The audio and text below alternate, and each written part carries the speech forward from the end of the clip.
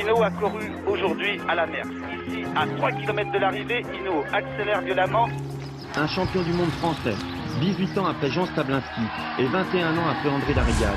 Un titre qui couronne les mérites d'un champion exemplaire. Son avance est passée à 9 minutes. Elle a été à un certain moment de 10 minutes. Bien entendu, il a course gagnée, on ne peut rien contre lui.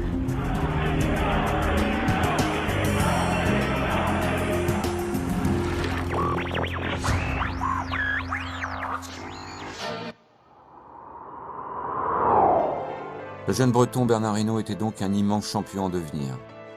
En 1983, il a 28 ans et va s'installer aux côtés d'Anquetil et Merckx, quintuple vainqueur du Tour.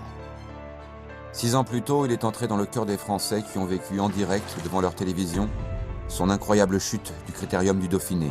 Le public aime les hommes qui tombent et qui savent se relever. Comme un symbole, c'est en bleu-blanc-rouge qu'il remporte son premier Tour de France. Zotemelk, son rival du moment, assiste impuissant à l'avènement d'un grand. Mais le Tour n'est pas tout. En 1980, Hinault gagne Liège-Bastogne-Liège sous la neige. Puis le titre de champion du monde à Sallanches. Et Paris-Roubaix qu'il détestait l'année suivante. Peut-être le plus beau de tous ses succès. Un troisième puis un quatrième Tour de France vont suivre après 2 Giro, 4 Grands Prix des Nations, 2 Liège, 3 Dauphinés, un Tour de Lombardie et une deuxième Vuelta en ce printemps 1983, où la robuste mécanique s'enraye.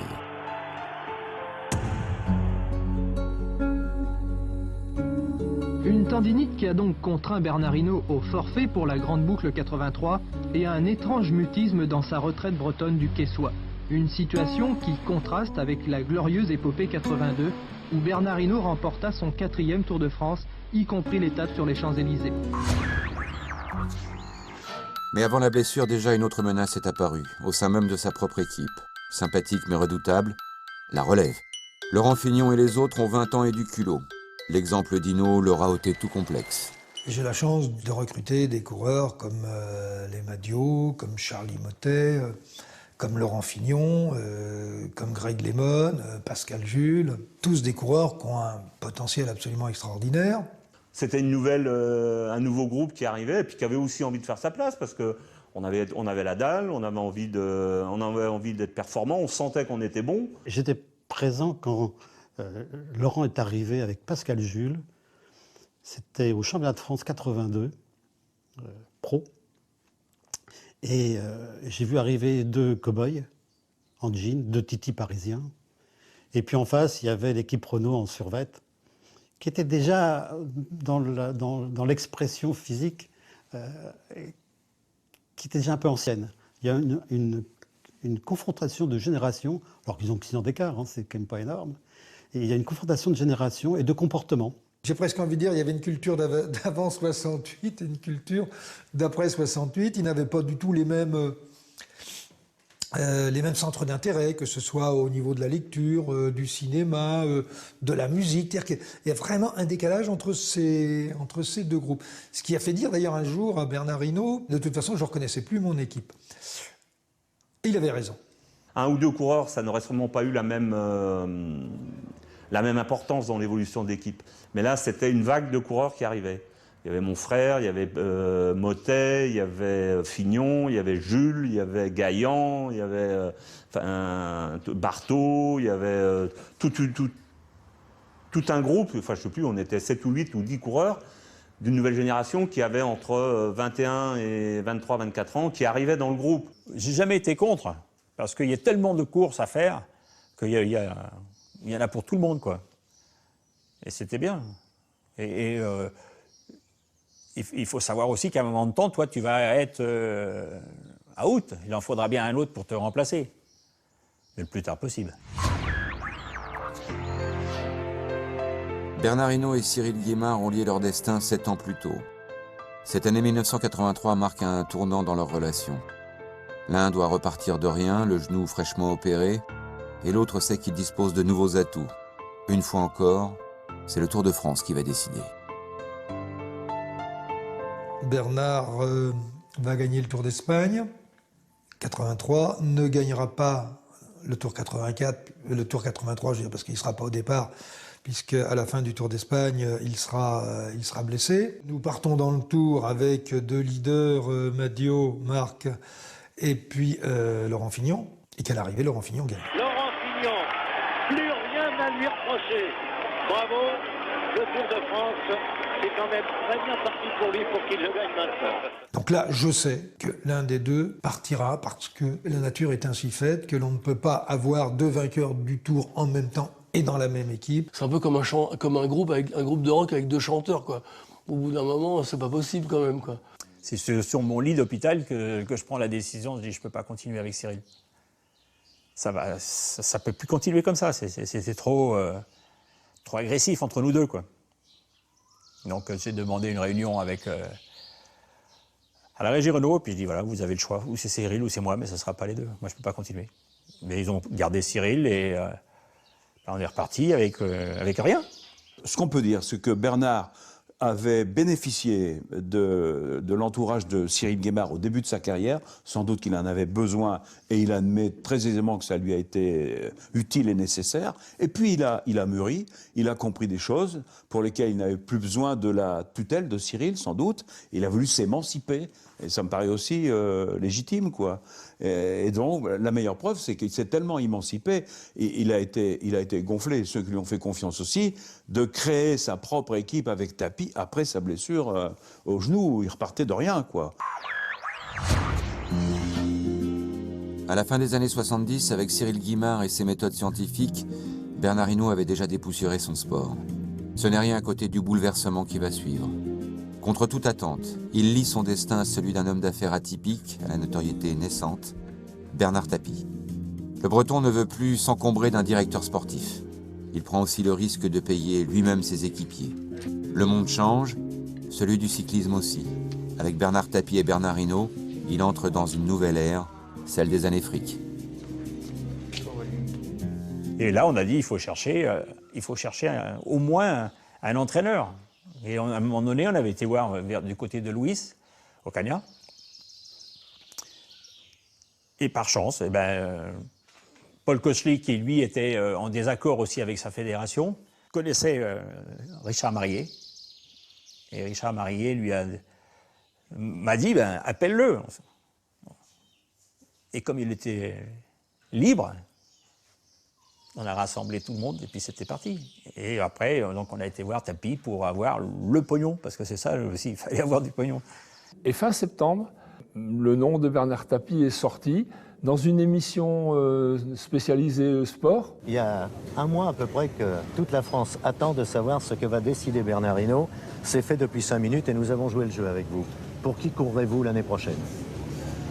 Je crois que je peux annoncer cette bonne nouvelle, c'est que quand même je vais rester en France et que la personne avec laquelle on s'est très bien entendu et je pense qu'on travaillera très très bien, c'est M. Bernard Tapie.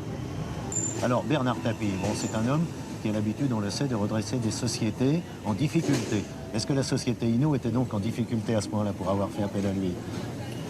Non, je crois que là-dessus, on ne va pas s'étendre ce soir et je peux vous donner rendez-vous, vous et vos collègues journalistes, mardi soir à 18h30 à l'hôtel Suffren. Et là, je crois qu'on pourra s'étendre beaucoup plus et puis vous annoncer comment on pourra faire ça. Et le mardi suivant, c'est-à-dire 48 heures après, à l'hôtel, au Grand Hôtel près de la Tour Eiffel, conférence de presse. Curieusement, dans les conférences de presse, à l'époque, dans le vélo, il y avait 10, 15 journalistes. C'était un petit cercle d'initiés, on va dire. Et ce jour-là, alors, phénomène Tapie, évidemment, et on le saura plus tard, il y avait à peu près 100 journalistes, quoi. C'était un événement. Bernard Tapie venait de racheter Look, donc il y avait cette société qui fabrique des fixations de ski. Et le complément du ski, il dit, c'est le vélo. Donc, si tu me fais une pédale automatique, je signe. Je dis, d'accord, on va la faire. Et avec les ingénieurs, on a travaillé assez vite, hein, parce que ça, c'est la première pédale qui a existé. Hein. Et la première année, j'étais le seul à la mettre, parce que tout le monde avait un peu peur de déchausser. J'ai fait le tour avec, je n'ai pas déchaussé. À la fin de l'année, on a mis à toute l'équipe. Et en 85, c'était parti. Et on a sauvé un peu l'entreprise. Mais quand vous engagez Hinault, c'est pour faire du fric ? c'est parce que ça me fait plaisir et qu'à un moment donné, si vous voulez, quand on est à la tête d'une entreprise, on doit faire de la communication. Alors on peut la faire dans de la publicité en utilisant la mère Denis, on peut la faire dans un autre style de relations publiques où Bernard Hinault, pour moi, a sa place dans notre groupe puisqu'il incarne la santé, il incarne la forme, la jeunesse. On avait 10 millions de francs de budget, donc comme les autres vivaient avec la moitié de ce budget, ça faisait un petit peu prétentieux, quoi. Donc on longeait les murs. Et puis il y a eu le maillot, il y a eu l'effet communication, quoi. On a senti tout de suite que cette équipe, on allait en parler, à la fois avec ses acteurs, mais aussi avec son décor, ses costumes et puis tout le reste, quoi. C'est reparti. En 1984, le maillot La Vie Claire se retrouve vite à la une. Bernard Hinault fait le coup de poing à Paris-Nice et remporte les 4 jours de Dunkerque. Le Tour de France accapare à nouveau toute son ambition. Un 5e tour, comme Anquetil, comme Merckx, à condition d'y battre ce jeune homme qu'il connaît bien, Laurent Fignon. Je pars dans le Tour avec l'idée de le gagner. Il y a Bernard Vallet qui est avec moi, on va faire une petite sortie d'entraînement. Je dis on va le gagner, quoi. Et je gagne le prologue. Donc je ne suis pas trop mauvais. Oh ben on avait peur enfin on le craignait. Hinault, il avait quand même un paquet de Tours de France au compteur. C'était quand même si Laurent avait gagné le Tour en 83, ça restait la référence mondiale. On est parti dans le Tour en 84 en se disant que ce serait difficile de le battre. J'ai en face un Bernard Hinault dont je connais aussi le potentiel, mais je sais que Bernard n'est pas redevenu le grand Bernard Hinault. Cela d'ailleurs va se vérifier. Et puis il y a autre chose qui va se vérifier. C'est que Fignon, il n'a pas pris un cran depuis le Tour 83. Il a pris 3 crans. Dans ce fameux Tour 84, le premier de La Vie Claire, j'étais témoin dans l'Oisans, comme la plupart des journalistes et des spectateurs, de la domination de Fignon, qui passe Bernard Hinault sans un regard. Et Fignon a évidemment assommé Bernard Hinault dans cette montée vers l'Alpe d'Huez. À ce moment-là, je pense que Tapi doute vraiment, quoi, vraiment. Et c'est là que l'idée de Greg LeMond lui passe dans la tête. Après, bien sûr, Laurent, il est quand même, il était supérieur à moi en montagne, mais j'étais toujours là, tout près, et j'ai jamais baissé les bras. J'ai toujours attaqué, de manière, peut-être à l'occasion, à le mettre en difficulté un jour. Mais alors, ce qui était extraordinaire à ce moment-là, parce que moi je trouve que c'est une belle période de sa vie, jamais il ne s'avouait vaincu. Jamais. Et il attaquait, il donnait son maximum. Il faisait preuve d'un professionnalisme fantastique. Il se défonçait littéralement. Et bon, Fignon a gagné le Tour, bien sûr, et Hinault a terminé en 2e position. Et je crois que un confrère de l'équipe avait bien résumé la situation. Bravo Fignon. Merci Hinault. Je pense qu'il sait que de toute façon il ne pouvait pas gagner le Tour. Après c'est vrai que c'est même pas une défaite, c'est presque une fessée quoi, quelque part. Mais il n'en parle pas, mais Bernard n'est pas quelqu'un qui parlait de toutes ces choses-là. Je pense que dans sa tête il était déjà prêt pour 85. C'était déjà clair qu'il voulait absolument sa revanche, ce qu'il a eu d'ailleurs l'année d'après. J'ai tout essayé. Après bon, faut accepter que quelqu'un qui est plus fort que toi, ce jour-là est devant. En 84, on a tous les atouts dans notre jeu. Toutes les circonstances favorables, on gagne 10 étapes, enfin, c'est le record absolu, on n'a jamais fait mieux dans un Tour de France. On avait la Dream Team, quoi. On était le Real ou le Barça de l'époque, quoi. Rien ne pouvait nous arriver, j'ai presque envie de dire, ce qui pouvait nous arriver c'est que Bartaux gagne le Tour. Mais Fignon n'est pas leader au classement général. Il restait en effet à vous parler de Vincent Bartaux, maillot jaune, qui fait un parcours tout de courage et de volonté et qui conserve maintenant 6 minutes 29 secondes d'avance sur son coéquipier Fignon. Mais c'était pas grave, c'était dans l'équipe. Enfin, il suffisait qu'on monte sur le vélo pour gagner quasiment, donc c'était relativement simple et facile. Et puis la preuve, l'année d'après, on était à peu près dans les mêmes dispositions, Fignon en moins, et c'est le blaireau qui nous a mis la pâtée. Donc voilà, mais ça, j'ai envie de dire, ça fait heureusement partie de la belle histoire du vélo. C'est qu'un jour tu gagnes, mais le lendemain, tu peux prendre une branlée par celui que tu as humilié la veille. Je pense qu'aux Champs-Élysées, à l'issue de ce Tour 84, il a pris un bon coup quand même. Alors, il s'est reconstruit après, mais en sortant de ce tour-là, il doute, quoi. Il doute parce qu'il n'est plus sur la première marche du podium. Et puis voilà, l'avenir... et c'est là où il est extraordinaire. C'est-à-dire qu'il se construit et il regagne le Tour. Vous voyez pas l'immense... la volonté qu'il faut, le travail qu'il faut, y compris sur soi-même, pour arriver à inverser complètement l'air du temps, quoi. Les événements. C'est extraordinaire. Il n'y a pas eu de fausse note dans la dernière étape du Tour. Les coureurs sont arrivés groupés sur les Champs-Élysées. Fignon est resté aux avant-postes pendant toute l'étape, protégé par ses équipiers. Il a pu conserver son maillot jaune sans problème. 1 million de dollars pour le transfert de Greg LeMond. En cyclisme, ce chiffre n'a jamais été atteint. LeMond nous a confirmé au téléphone que le contrat n'était pas signé, mais que l'offre l'intéressait. Dans un hôtel à Lac d'Huez, il y a une fille qui était très belle, avec les cheveux bruns, mais très longs, comme une fille de James Bond. En cuir, tout noir, elle enlève le casque. Elle m'a vu et comment dire, approché, elle a dit, Monsieur LeMond, oui, Monsieur Tapie veut les voir.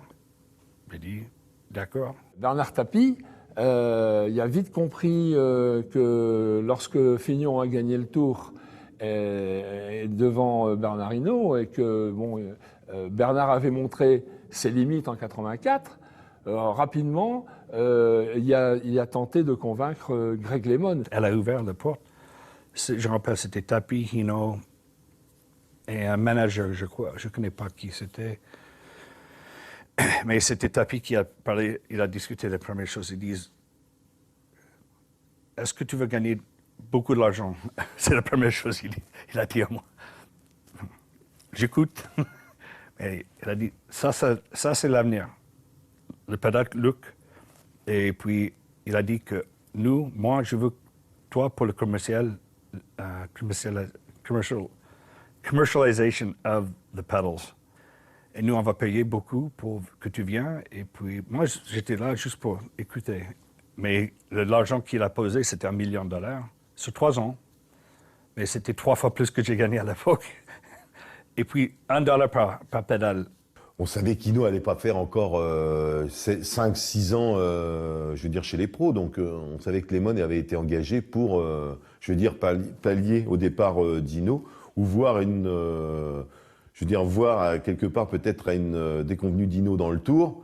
Il voulait de toute façon taper à un vainqueur, que ce soit Hinault ou LeMond. Quelque part, lui, ça ne posait pas de problème si ça avait été encore déjà LeMond en 85, je pense. Et si cela posait problème à Bernard Hinault, qui pressé a déjà précisé qu'il quitterait le peloton dans 1 an. Oui, le blaireau s'est reconstruit. À l'automne, après la fessée du Tour 84, il a remporté le Grand Prix des Nations et le Tour de Lombardie. Et puis Hinault LeMond, nouvel attelage de luxe, n'a même plus à prendre Laurent Fignon en tenaille dans ce Tour 85. Au printemps, blessé à son tour au tendon d'Achille, Fignon a renoncé. Hinault a vite retrouvé le maillot jaune, il rayonne, mais le destin ne l'entend pas ainsi. Je pense qu'en 85, j'avais tout retrouvé. Le départ du Tour 85, ça se passe super bien, jusqu'à cette chute à Saint-Étienne. Bernard Hinault blessé à l'arrivée de la 14e étape Autran-Saint-Étienne. Diagnostic, double fracture des os propres du nez et entaille au cuir chevelu. Tout s'est produit dans les 300 derniers mètres lors du sprint du peloton. Hinault, Vallet, Anderson, Winen et Agé-Doren s'accrochent. C'est la chute. Une chute dont la cause reste mystérieuse. Étant donné qu'il y avait beaucoup de spectateurs, j'avais mis Greg devant et je l'avais laissé partir. Phil Anderson et Stéphane Roche ne pouvaient plus passer. Parce qu'il y avait tellement de spectateurs, il y avait juste la place d'un coureur. Et donc, c'était pour la 2e place, pour assurer aussi la 2e place de Greg. Donc, il est parti et dans le sprint, il y a eu un petit règlement de compte. Moi, je suis toujours persuadé que je me suis fait balancer par Phil Anderson. Lui, il dit non, mais moi, malheureusement, il n'y a pas les images. Ça serait aujourd'hui, ça serait génial. On verrait les images, comment ça s'est passé. Mais là, il souffrait parce qu'il était bien abîmé. Bon, il avait eu des problèmes dans les Pyrénées, où LeMond, voyant qu'il coinçait un peu vers l'Uzardiden, a vu la tentation de partir avec Stéphane Roche. Il y avait un accord si Hinault était vraiment son mauvais jour. Peut-être je peux prendre la course. peut-être. Mais la chose pour moi, c'était plutôt quand je suis arrivé, je ne savais pas où il était parce qu'il y a des brouillards. Hinault distancé au sommet du Tourmalet par Stéphane Roche et les autres, c'est l'une des grandes images de ce Tour de France 85. Roche a accéléré, il a provoqué la cassure que l'on devinait, que l'on craignait ou que l'on espérait. Hinault est lâché par les deux hommes qui le suivent au classement général. Fantastique scénario. Roche, troisième, à 6 minutes 14, est parti. Mais Lemond aussi. Greg Lemond, l'équipier de Bernard Hinault. On va découvrir avec intérêt son attitude dans ce coup-là. Là, Koechli intervient et Koechli dit non, c'est Bernard. Quand je suis arrivé en bas, Maurice Le Guillot, il vient tout de suite, il ne faut pas tout rouler. Mais Roche, il a arrêté. Moi, j'ai dit, pourquoi tu dis ça? Mais qu'est-ce qu'il a? C'était comme Hinault était juste derrière pour attendre pour lui. J'ai dit, bon, d'accord, il y a combien de secondes? 40 secondes. Finalement, il y avait 18 coureurs qui m'approchaient, mais Hinault, chaque fois je regarde, il n'était pas là. Et quand je suis passé la ligne, il était 5 minutes derrière moi. Derrière eux, Hinault a perdu du terrain. Roche donne tout ce qu'il peut. Lemond est dans sa roue, il ne peut pas passer. Ce sont les ordres. Greg était un petit peu déçu parce qu'il savait qu'il pouvait rouler, mais avec Hinault derrière, il était embêté. Et oui, Lemond ne peut pas rouler. Il est ici avec Roche, il se retourne. Et derrière, c'est le retour du peloton maillot vert avec Sean Kelly, Phil Anderson et Chosas. Un peu plus loin, il y a Bernard Hinault avec le fidèle Rutiman. Hinault lui doit beaucoup aujourd'hui. Sans lui, il aurait perdu beaucoup. Il aurait même peut-être perdu le Tour de France. Ils ont menti. Et je sais que Hinault savait ça. Et c'est pour ça qu'il a dit, t'inquiète pas, je vais travailler pour toi si je suis le plus fort. Mais j'avais aucune chose négative sur Hinault en 85. C'était plutôt avec Tapi et Coakley. Si au final, par exemple, Greg Lemond et Bernard Hinault étaient à égalité, de quel côté pencherait le cœur de Bernard Tapie? De Bernard. Ah, c'est gentil pour Greg Lemond. Non, parce que Greg a le Pourquoi temps. vous faites ce choix? Mais simplement parce que Bernard, c'est son dernier tour qu'il dispute avec l'envie de gagner. Ouais. Et le pari est déjà pris. Il essaierait de faire gagner Greg. Dans les Pyrénées, Bernard vacille. Mais Hinault amoindri serre les dents, comme jamais. Au lendemain du Tourmalet, c'est l'Aubisque. Stéphane Roche a encore attaqué, Greg Lemond a tergiversé. La 5e victoire dans le Tour ne tient qu'à un fil. Hinault était lâché encore, mais lâché vraiment fort. Et moi, j'ai poussé 3-4 fois, j'ai resté en ligne avec lui. Sinon, il perd encore. Je crois 2-3 minutes encore. Mais j'ai pas perdu énormément, donc je dis c'est toujours bon. Ils auront du mal. Et quand on a refait l'étape dans l'autre sens, puisque je montais 2 fois l'Aspin, parce qu'il y avait 2 demi-étapes, c'est moi qui étais devant et je dis maintenant, je suis redevenu le patron, les gars. Les festivités du Tour. Rien de mieux pour le prouver qu'un 5e maillot jaune sur les Champs-Élysées. Et une 5e Marseillaise.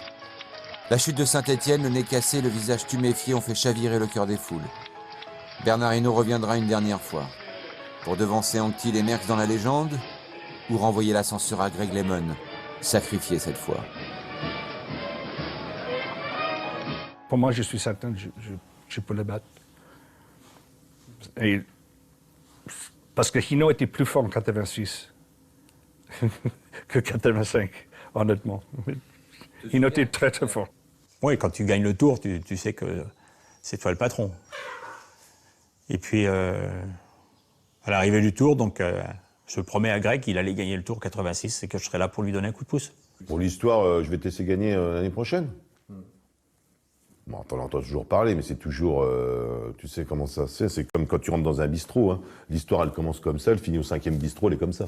Donc, oui, on en entendait parler, mais nous, on était focalisés là-dessus. Ce qu'on voulait, c'était gagner le Tour. Après, ce qu'on attendait aussi, dans l'équipe, c'était le duel entre Hinault et Lemond en 86. Parce qu'on sait qu'il y avait la moitié de l'équipe qui était avec des étrangers, la moitié de l'équipe qui était avec des Français. Donc ça donnait déjà l'ambiance dès le départ. Si vous voyez ce que je veux dire. Et Laurent Fignon, il est là, de retour au départ du Tour de France en 86. Mais vite en retrait, il sera terrassé par la fièvre dans les Pyrénées. On ne vivra donc jamais la revanche du Tour 84. Place au duel Hinault-Lemond. Le premier a donné sa parole. Mais c'est un peu comme si seul le second l'avait cru. le dernier Tour de France de Bernard Hinault s'avance dans une atmosphère électrique. Il voulait rester fidèle à la parole donnée. Mais il se trouve qu'il avait également dit je l'aiderai à gagner le Tour, mais un Tour, ça se mérite. Donc, ses termes étaient un peu similaires. J'ai lu un article qui disait on va décider le leader après le premier contre-la-montre. Mais j'ai dit peut-être c'est le journaliste qui il a essayé de faire un peu comment on dit, le bagarre dans l'équipe. Si vous dépensez 25 millions de budget pour une équipe, que vous preniez le risque d'avoir un seul leader, c'est aussi fou que si McLaren avait un pilote, Williams un pilote ou Ligier un pilote. Maintenant, une écurie coûte cher. Si vous voulez qu'elle soit au top niveau, il vous faut au moins 2 leaders parce qu'il y a une grande épreuve dans l'année, c'est le Tour de France. Au départ, c'est ça. C'est toujours ça. Il faut gagner le Tour. Faut gagner le Tour. Il n'y a pas de consigne. Il faut gagner le Tour avec Hinault, il faut gagner le Tour avec Lehmann. Il faut gagner le Tour. Si Hinault a dit vrai, si le leader doit être désigné par le verdict de la première grande étape contre la montre, celle de Nantes redistribue la donne. Dans un grand jour, Bernard Hinault y devance Greg LeMond, malchanceux, victime d'un bris de roue de 43 secondes. À l'heure où se profilent les Pyrénées, que devient la parole donnée?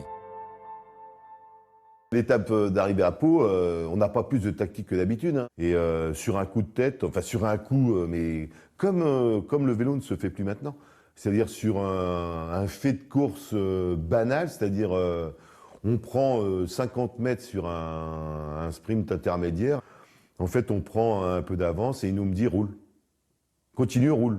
Donc là je roule et là on s'en va. Et après il me dit il faut rouler à fond. Donc toi, tu te poses pas de questions, tu demandes pas pourquoi on roule alors qu'il y a Lehmann encore derrière et tout, on roule. Il y avait plusieurs attaques et on passe le ravitaillement. Je suis certain que tout le monde est ensemble. Moi, je suis là, j'ai mis le bidon et je vois le panneau. Il y a 3 courses, il y a 3 minutes. C'est Hinault, Delgado. Et puis, tout le monde arrête. Il n'y a aucune équipe française qui roule. Les Espagnols ne roulent pas. Et moi, je suis piégé, baisé. Et j'ai regardé 3 minutes, 4 minutes, 5 minutes, 6 minutes. Je viens fou. Lui était dans un maillot jaune. Qu'est-ce que je fais? Et j'ai fait une petite attaque sur une petite côte. C'est Lucho Herrera qui est venu avec moi. Mais je devais faire ça 40 km en avance. Quand je suis franchi la ligne, on était pratiquement dans une bagarre. Et puis, j'ai dit, d'accord, c'est comme ça. Je ne fais pas de procès d'intention à Greg, mais Greg était blanc de colère, il n'a pas voulu nous répondre. Il a dit, je ne sais pas si je peux continuer un tour dans ces conditions, mais comment, que faisons-nous sur ce tour? Personne n'a compris quand il est parti dans les Pyrénées. Lui, il a dit après, je suis parti parce que j'obligeais les autres à travailler. C'est un peu ambigu. Ce que pense Lehmann et tout ça, quelque part, on s'en fout, quoi. Je veux dire, clairement, on s'en fout, quoi. Je veux dire, on a le maillot, maintenant il doit rouler pour Hinault. Après, ce qu'il pense lui, je pense à peu près le savoir, mais je veux dire, c'est pas notre problème, quoi. La course, elle est jouée. Bernard Hinault est un immense champion, mais c'est aussi un joueur. C'est-à-dire qu'à un moment, il aime ça. Il aime la castagne, il aime la bagarre, il aime le jeu, il se fait plaisir. Donc, sur le début du Tour 86 et les Pyrénées, il a vraiment tenté un coup de poker. Il est parti, voilà. Et je ne sais pas s'il s'est dit à ce moment-là, c'est le meilleur plan pour ceci ou pour cela. Il est parti parce qu'il en avait l'occasion, qu'il avait la possibilité de surprendre tout le monde et qu'il l'a fait. Et je pense que sa jouissance, c'était ça. C'est-à-dire, ils ne peuvent pas imaginer une seule seconde que je fasse ça et pourtant je vais le faire. Je ne sais pas si à ce moment-là, il s'est dit, je vais faire ça pour gagner le Tour. Bien sûr que son objectif, quand on a déjà gagné 5 fois le Tour de France, on ne peut pas imaginer autre chose que d'essayer de gagner à nouveau. Mais bon, c'est un homme de parole, Bernard Hinault. Donc, je pense que même à l'intérieur de lui-même, de toute façon, il était contrebalancé. Mais je crois que quand il a attaqué dans cette étape des Pyrénées en 86, c'était d'abord pour le jeu. Je veux dire, la course, elle est pliée. Le Tour, il est gagné pour Hinault. Si il ne se passe rien. Mais on n'est jamais à l'abri de savoir ce qui peut se passer avec Hinault, puisqu'il s'est passé quelque chose le lendemain. Il y a une réunion le matin où... Donc tout le monde le répète à Hinault, même ses coéquipiers, en lui disant bon, la course elle est finie, on joue pas avec le feu, on prend pas de risque, on suit quoi. On suit, on a juste à suivre. Et là, en fait, ça ne se passe pas du tout comme ça. C'est-à-dire qu'Hinault décide d'attaquer. Je suis dans la descente du Tourmalet et je peux prétendre être un très bon descendeur. Et je laisse descendre, je laisse glisser, et j'arrive au pied du Tourmalet avec presque une minute d'avance, quoi. Et là, on se regarde tous quand il attaque, et là, on se dit... bon, là, il y a deux solutions. C'est où il fait le con et il va se relever, ou là, il a pété un câble et... en fait, il a pété un câble. On va obliger les Phil Anderson et tous les autres à rouler. Ils vont bien quand même bouger, Millard et toute la bande, ils vont bien essayer de revenir quand même, ils vont pas me laisser comme ça. Derrière, c'est sauf qu'il peut, hein, déjà, t'as Hinault qui rattaque alors qu'il a plus de 4 minutes d'avance.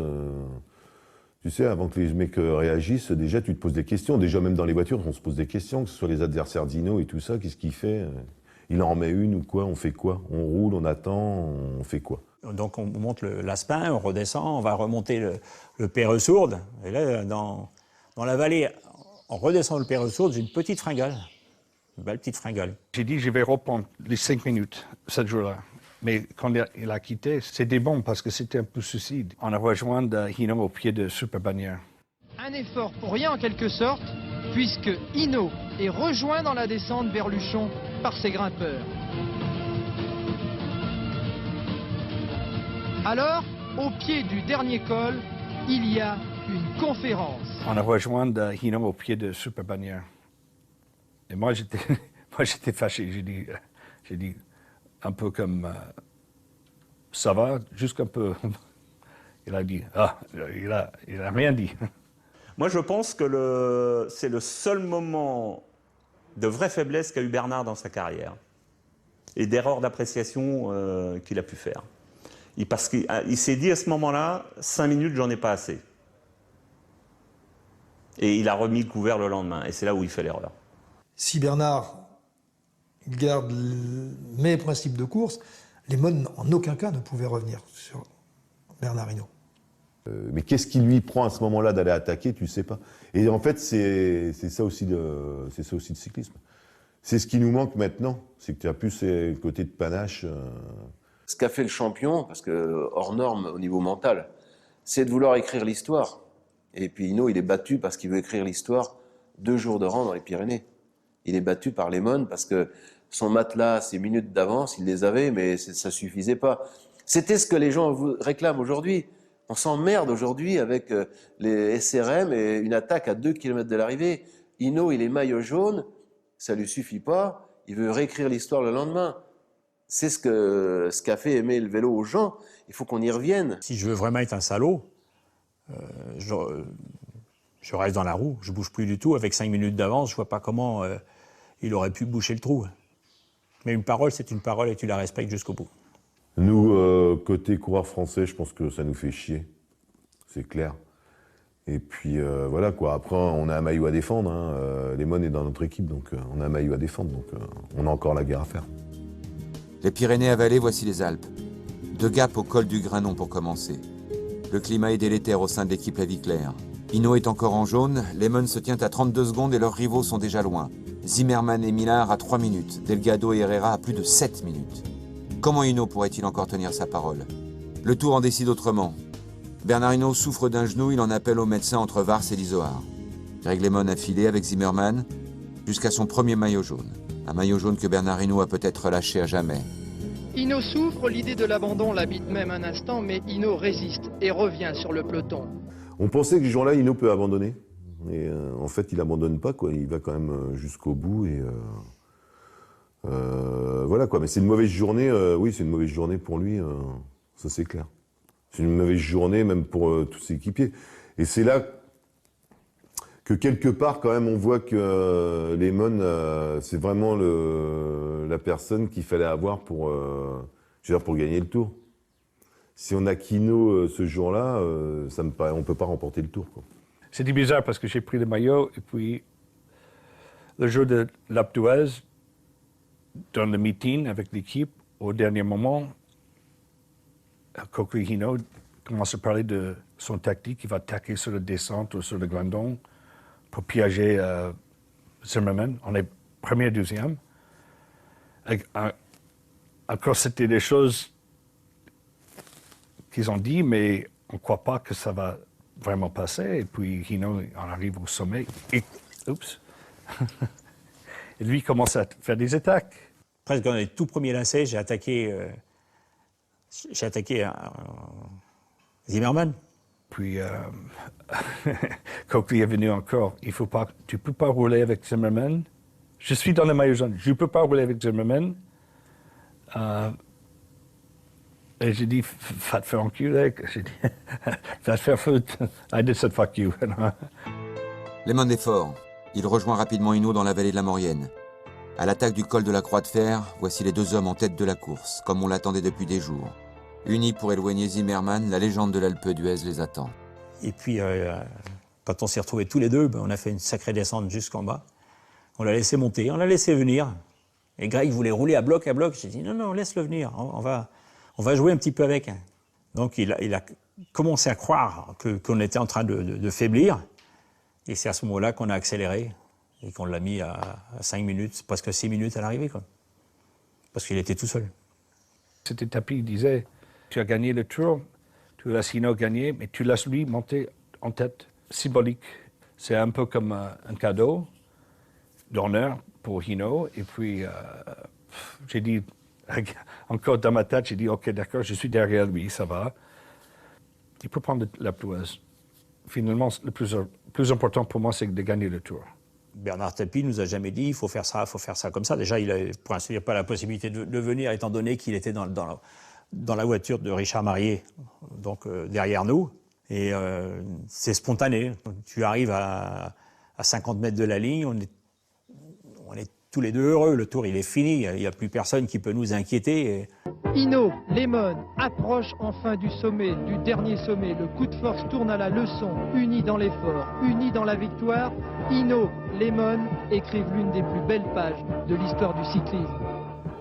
Et quand on est arrivé à 500 mètres, je me suis dit, je ne vais quand même pas lui laisser et la victoire et le maillot jaune quand même. Donc je vais me prendre au moins la victoire. Des fois, je regrette comment j'ai couru dans ma carrière. C'était le complexe comme les deux frères, et puis même le petit frère, c'est plus fort que le grand frère, mais il y a une chose psychologiquement que tu ne veux pas être mieux que ton frère. Je ne sais pas comment je peux l'expliquer. Ce dernier kilomètre dans l'Alpe d'Huez reste à jamais gravé dans la mémoire collective. Bernard s'en tiendra donc à 5 victoires.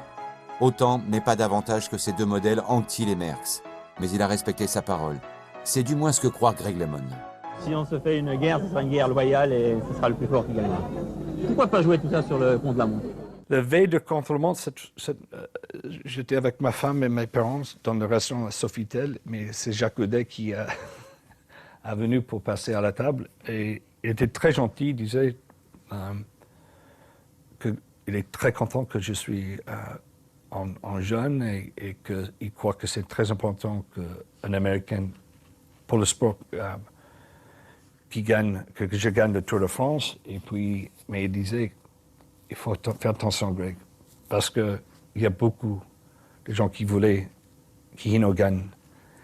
Et il faut faire attention avec ton bidon, tout ce que tu manges, tout ce que tu bois, tes vélos. Et là, j'avais peur. L'heure du duel a sonné pour Bernard Hinault. Bernard Hinault qui a promis de reprendre le maillot jaune, mais à la régulière, c'est-à-dire aujourd'hui ou jamais, sur 58 km. J'avais peur pas de perdre contre Hinault, mais j'avais peur de l'atmosphère parce que j'ai entendu, il y a un coureur, il a dit Hinault, je vais faire tomber Greg LeMond si tu veux. Finalement, Hinault, heureusement, il a dit non, tu peux pas faire ça, mais c'était un ancien coéquipier. Après, il arrive, ce qui s'est passé pendant la course, que ce soit le soi-disant peut-être sabotage du vélo de Lemon, qui dort avec son vélo. Enfin, c'est vrai qu'il a dormi avec son vélo, c'est vrai qu'il est. Mais en aucun moment, je pouvais avoir quelqu'un qui sabote le vélo de Lemon. Je veux dire, ça fait partie de l'histoire, ça fait partie de.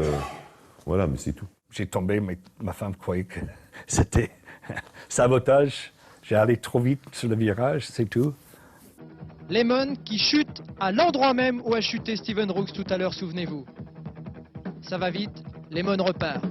Je ne sais pas pourquoi Tapi était là, mais on discute que j'étais nerveux pour les contrôles antidopage, que quelqu'un peut me saboter, comment on dit, sabotage. Et Tapi said, t'inquiète pas, je prends les flacons moi-même dans mon jet à la labo. J'ai dit, ça c'est pas bon. Ça c'est bon. Je suis certain, je suis le premier qui est venu dans le contrôle antidopage avec un bidon de l'eau pas ouvert, une caméra Kodak. J'ai dit, attends, je veux faire quelque chose. Ils ont ouvert les 2 flacons. J'ai rincé le verre et les 2 flacons avec de l'eau pour avoir sûr qu'il n'y a aucune trace de quelque chose. And typically the UCI then takes the lassi or the candle, they melt it, and then they take their stamp that I can make in any town, and they put it on, and then they do the second one, A sample, B sample.